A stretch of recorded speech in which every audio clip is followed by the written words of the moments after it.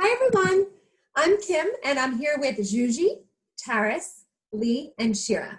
We are 5 friends, speakers, and professionals from different cultures, backgrounds, and age groups coming together to offer healing and inspiration.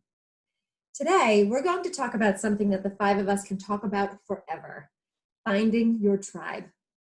Having a sisterhood, a tribe, is one of the most important things that you can do for your health, spiritually, emotionally, physically, and in just every single way.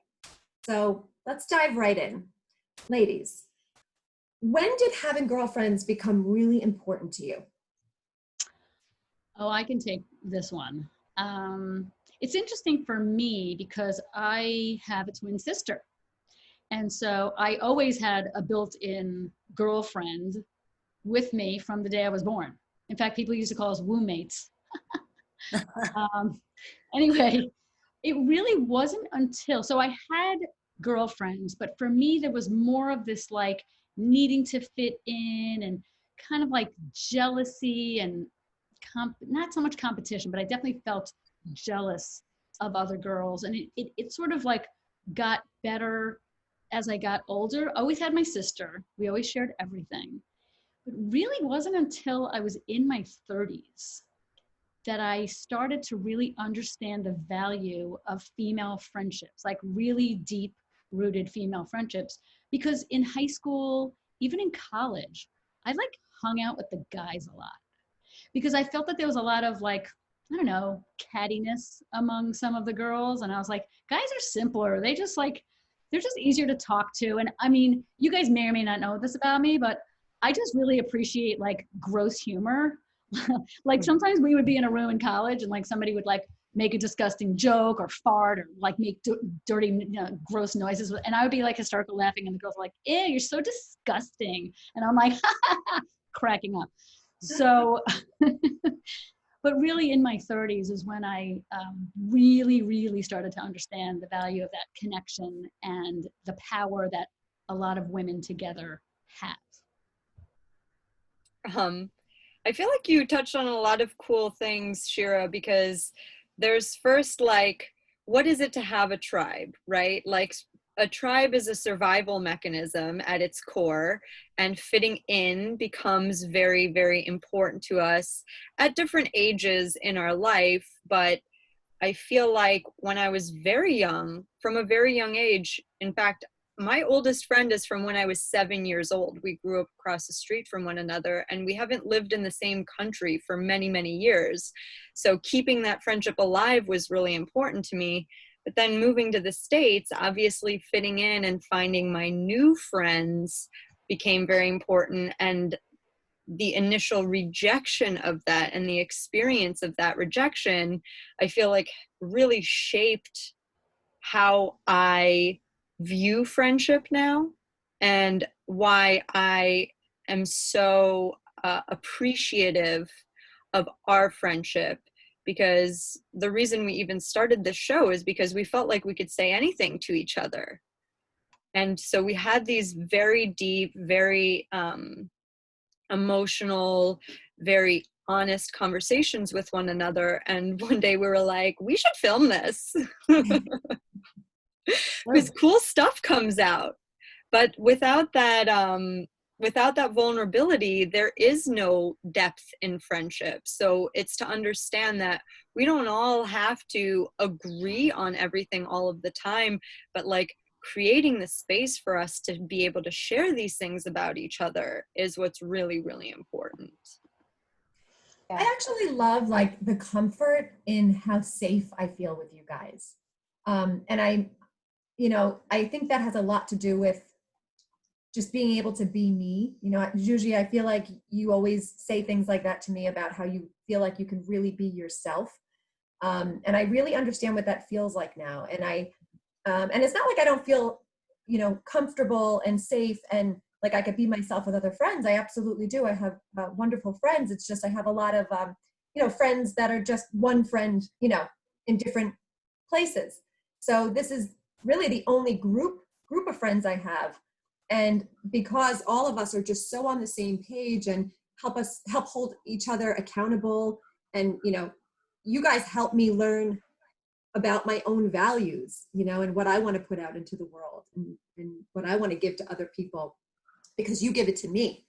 And there's really like nothing quite like that. It really makes you feel, well, it makes me feel amazing. Tara, you were going to say something? Yeah, totally. And I think, and I always keep on going back to this every time that we speak, but I do think that it's a deep soul connection, our tribe, or any tribe. I just think that there's a place that we go where, as corny as it sounds, we just like touch each other's heart. You know what I mean? We're allowed to be vulnerable. We're honest. We're real people. Like when you're in other relationships, girlfriend relationships from the beginning of time, they're superficial, they're fake. Not all of them, but you know, you're competing with each other. Like who's got the best clothes, who's got the best makeup, who's the, you know, and when you start digging really deep into actually who you are as a person with your friends, I think that's where it becomes something really super special. I agree with that. And to have that raw authenticity with people, you know, now as adults in this sisterhood that we have is incredible. And I too, like you, not all my friendships are superficial, but there definitely have been a whole bunch. And that is also why I think that from a young age, like Shira, I befriended guys a lot easier. It was more comfortable. It was more real. It was less competitive and less jealousy and less cattiness. And I related to the guys more than I did to the girls because of all that stuff. But yeah, in adulthood, it's a key part of my relationships to be able to go there, you know, with the girls. Let me ask you guys a question. Let me ask you girls a question. So there's a maybe not that famous of a quote by Madeleine Albright, and it says, "There's a special place in hell for women who don't help other women." Mm-hmm. And when I heard that, it kind of resonated with me, not because of me, but because there is this sensibility among a lot of women. And I think that's changing. I think it's changing, but there is a sensibility of, if I do for you, I get less, or I don't want to give you my contacts, or I don't want to, you know, support you too much, or, you know, women who don't help other women. And then maybe it's because like it's a man's world, so we kind of have to like worry about that. But what's your take on that? That's so much. Let me get my notepad out. Hold on. Well, like even more than that, like very early on in development, I started to understand something called girl code. Like what you were and weren't allowed to say to each other, and what you were and weren't allowed to do to one another.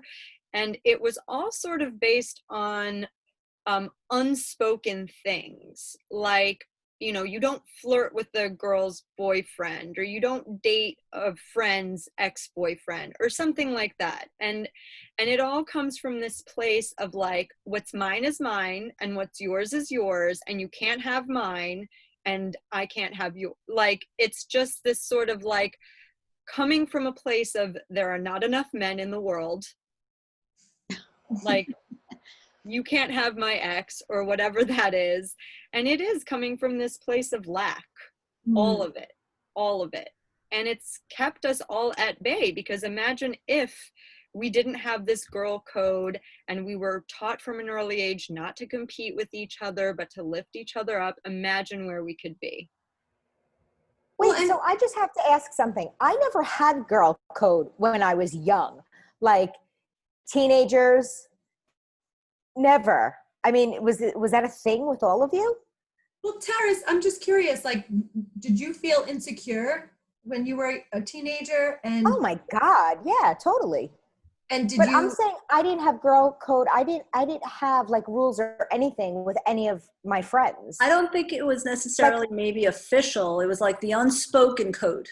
Oh, right? Okay. Because I had my own code, right, in my own mind and heart. But like my friends didn't have the same values as me, as all. And Never. And how did that work out for you? It was bad. I didn't trust people for a very long time. I mean, I've had good girlfriends of mine, like, you know, hook up with guys that I was with. Like, that's not cool. Like you While said, you were with Juice, them. right? While you were with them? Yeah. Yikes. They didn't Yeah, respect the like- girl code. There was none, though. Like, they didn't have it, obviously, right? But it's not really about the code. It's about respect and Well, it's about boundaries, values. Yeah. values.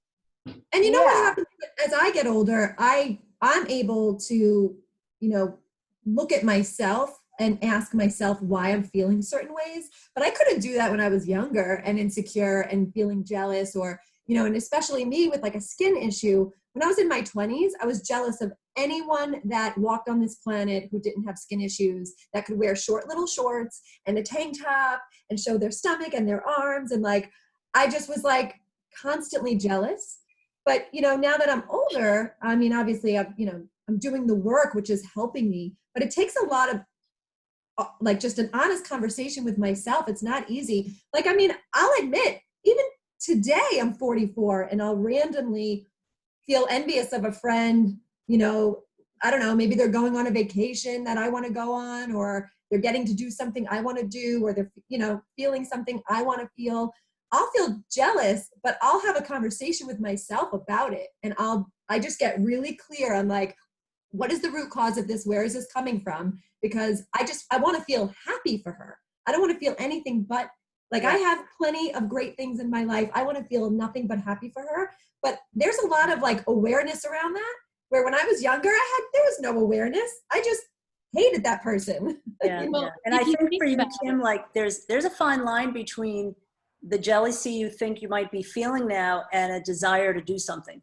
You desire to go on vacation too, you know, and it doesn't mean you're necessarily, well, you're jealous of her going on vacation, but it doesn't mean that you have a bad bone in your body for her. You know, it's not in a vindictive way. And growing up and having been around girls that were jealous, it was more in a vindictive way. You know, I want to be on top. I want to maintain that status. I want to have the guy. I want to have the toys, the whatever.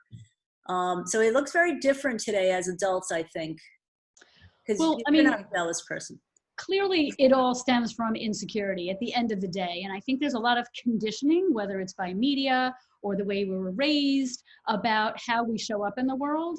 And I, for one, am so grateful that, you know, the five of us, we work on ourselves, right? So you can have that conversation with yourself, Kim, and say, you know what, I would like to go on that vacation, but it's not like I hate the other person, but, you know, and it's a process from childhood to adulthood. So talk about like this conditioning of society that makes us feel like we have to compete with each other. Because I've had a breakthrough, like I said, in my 30s, but it's such an insidious thing when you think about it. Like, we need more girl in our world, right? Like, I've had that as my saying. So it's sad, insidious. What, honey? What kind of girl? It's the kind of girl that we want in our world. That's, you know, that's the main good thing. point. That is a very good point. Very good point. Might need to put because there are some girls in this world we do not need any more of. Right. This is true. This is true. Well, Well, we'll talk about that in a minute, but go ahead, Kim. And no, I was just going to say, you know, Shira, what you were just saying, you know, I can sit and have this honest conversation with myself, but you know that's huge in and of itself. But what's even more huge is that I can actually have that conversation with you guys. You know, like, there are some friends, and I adore all my friends. I love them to death. I could probably tell them anything, be honest and open. You know, there's something really special when you have friends who, you know, that even if you're feeling jealous or insecure, or you're whatever, feeling anything, you can go to them and actually say, look, Shira, I'm actually really jealous that you're able to do this with your life and I'm not. And you know what you would do, Shira? You would like mentor the crap out of me. You would just be like a life coach and be, you know, encouraging me and just leading me in the right direction and reminding me what I do have, and, you know, getting me grateful and focused. And you'd be a good friend in reply to that. Yeah. And the beautiful thing also about this type of friendship that we have and this connection is that we can talk about anything. You know, good, bad, negative, positive. I mean, and I think we steer each other in the right direction no matter what. You know, there's no judgment on where this came from. You know, we may guide each other for sure. We give suggestions and advice, and we ask for suggestions and advice and support all the time. And sometimes we don't even have to ask, and it's there. And that's the beautiful thing about these types of bonds. It's priceless. You know, actually, that's really funny that you said that, because I'm the youngest of all of you. You always will be. And the cutest. Unless we find a sixth somehow, who knows? There will be honorary. But I never feel like that affects how my vision is viewed or my opinion is received. It's not like, oh, well, you don't know what you're talking about because you're only this age, or like, you've never experienced that, so it doesn't matter. It's like, yeah, we're all sharing each other's views, and more important than that, like when somebody is having a hard time with something, you know, like we're all there, like, what can we do? What do you need? Do you just want to talk? Do you actually physically need my help? Oh, you want to borrow my car? Okay, great. Like, you need to store something? Awesome. Like, we all just figure it out for each other. And that's more than a friendship. That's like a full-on support system. Yeah. And that's something that I don't ever feel like I had in terms of female friendships. It's like, yeah, there are people I could be honest with. There are people I could share my views with. There are people who I could have meaningful discussions that are disagreements between us. But the type of support system that we've created, that's like a family. There.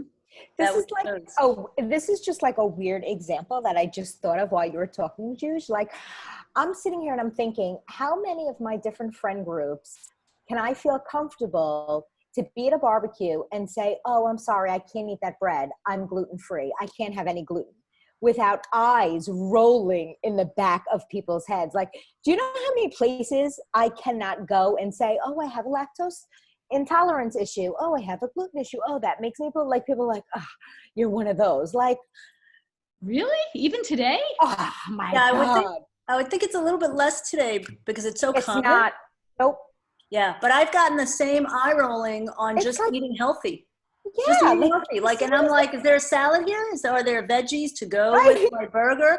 And that's when I see eyes roll. Like, no, we've just got baked potatoes with the works. We got some hot dogs. We got hot dogs and ketchup. And You chips know, always And high fructose corn syrup. Listen, those are salad. those Just those enjoy are yourself. What do you need a salad for? Because I enjoy Enjoy yourself. That one. Yes. All the time. I guess as that. if I'm miserable, you know, with my salad and other stuff. You know, those are examples that are like, could probably be annoying eye rolly things, but then you have examples of people who are like, I don't want to have children, or I'm going to breastfeed my child, or I'm going to, you know, I'm going to go back to work, and just all of this judgment. It's like, what the hell is that about? Right. Well, and that's what's so wonderful about a tribe, because first of all, we're always going to be there for each other. So right there, you're kind of untouchable. Like, if somebody, you know, there's always going to be people in this world who make you feel bad or tear you down in some way, or, you know, and there's always going to be those people. And who do we have to turn to? We have each other. Like, you know, that it's almost like you're kind of invincible, like in a way, like we always have each other. You always have someone to make you feel better.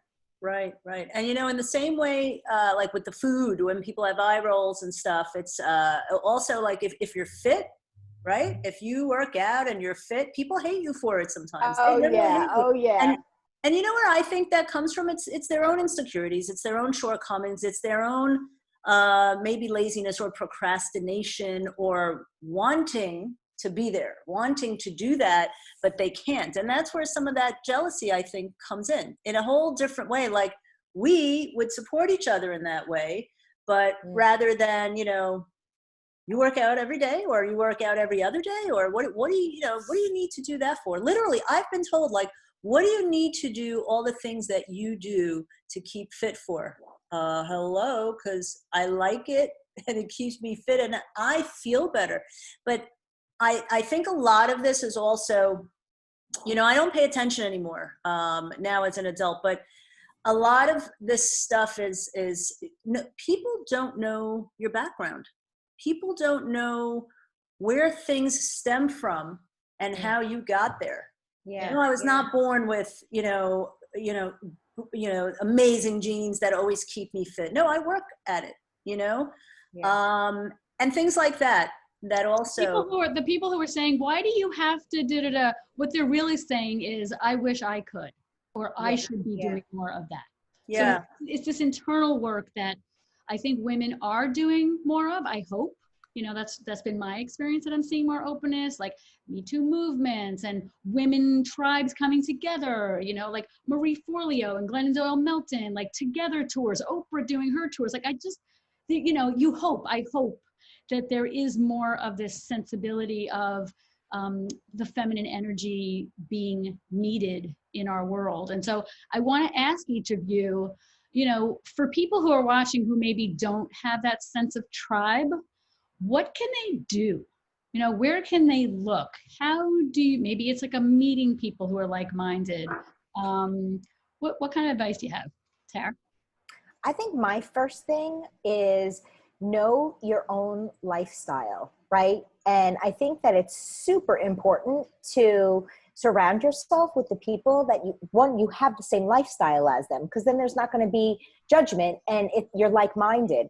And also, values is so huge. Get to know people's values. People don't do that when they first meet people. Like, have a real authentic conversation with someone. If you like who they are, if you like where their heart is, go for it. Yeah. For me, I think, you should be what it is that you want from other people, right? So it's almost like a mirror thing. I sometimes go for a run or a walk, and I can't tell you the amount of people that I'm always observing this, that I pass by that don't say hello, no eye contact, nothing. But I make it a point on some mornings. I'm like, I'm going to say good morning to every single person that I see. And even if they're, such a fun game. Yes, it is. Fun game. And even people on their bikes whizzing by, I'm like, good morning. And it's amazing because maybe 25% of people do say it. They do have eye contact. The other 75, you've got a bunch of people that may respond. And then you've got the other maybe 25% who will not do a thing. Is that a New York thing, you think? No, I think New York gets a bad rap for that. I really do. New Yorkers can be some of the best, most amazing, and most friendly people. Yep. I agree. I don't, maybe it's my neighborhood kind of thing. I've lived in other places where it was a little more different. You can go to a different environment and atmosphere and have everybody be so friendly. But I like to trigger that in people if I can. I love that. I love that. Kim? I have a friend who is always looking for friendship, to be a part of the community in some way. She just loves community so much, and she moved a couple years ago to a new city, and I just watched her. She was constantly out and about trying to get involved in her community. So she does volunteer work. She is constantly, just tons of volunteer work. Every time she walks her dog, she talks to the whole neighborhood. I love She that. just stops and talks to everybody who's walking their dog or not. She'll go sit at a coffee shop and she'll just, be so sweet and lovely to the barista and make conversation with people sitting next to her. She really puts the effort out into her community to connect with people. And she's met a ton of people that way. She's gained a lot of really incredible friends that way. So just getting out in your community, volunteering, doing stuff like that can really help. I love it. I was just going to add that I think it's really important to kind of like get over your shit. I shouldn't say get over, to process your own resistance or whatever is holding you back, because I don't think you can attract the kind of tribe that you want if you have all of this resistance, whether it's jealousy or I'm not good enough or whatever. And sometimes that takes a really long time. But I think that when you start clearing stuff out of your own system, it makes way for things to come to you. And if you really want that kind of tribe, that authenticity, that transparency, that connection, I think you got to do the work on yourself first. That might be the tricky part. Like, people might not know how to do the work, but we can continue that conversation. Juge, you got a little last minute takeaway for us? I mean, it's funny because I met Kim through self-development, and through her, I met all of you. So that is a very clear path in that sense. And that is probably why we all feel like we have similar values in terms of how we treat our friends and what we expect from our friendships. For people who are introverted too, we're not here to make you feel bad that you don't have a group of friends. I'm an introvert. Not. I am. You are not. I really am. Could be. Yep, that's a whole other episode. Introvert, extrovert. Yeah. People don't necessarily know what those are necessarily. But so to that point, it's like there is a pressure that I definitely put on myself for a long time to have a group of friends like this. And I did make it mean a lot about myself that I didn't have that. And it like either happens or it doesn't. And it comes at the time that it's meant to. So it's not about like forcing your way into creating something like this. Like, this is happenstance for sure. This all just kind of came together in a very organic way that we had no control over. So it's not about forcing the issue at all. It's about letting things unfold as they come. Yeah, and I don't think it's something you can search for. And I know one day we all ended up upstate together for like this weekend, and it was so crazy. It was 5 of us from that moment on. Well, it's kind of funny, and I'll wrap it up after this, but Shira, when you asked that question, all that came to my mind was build a company.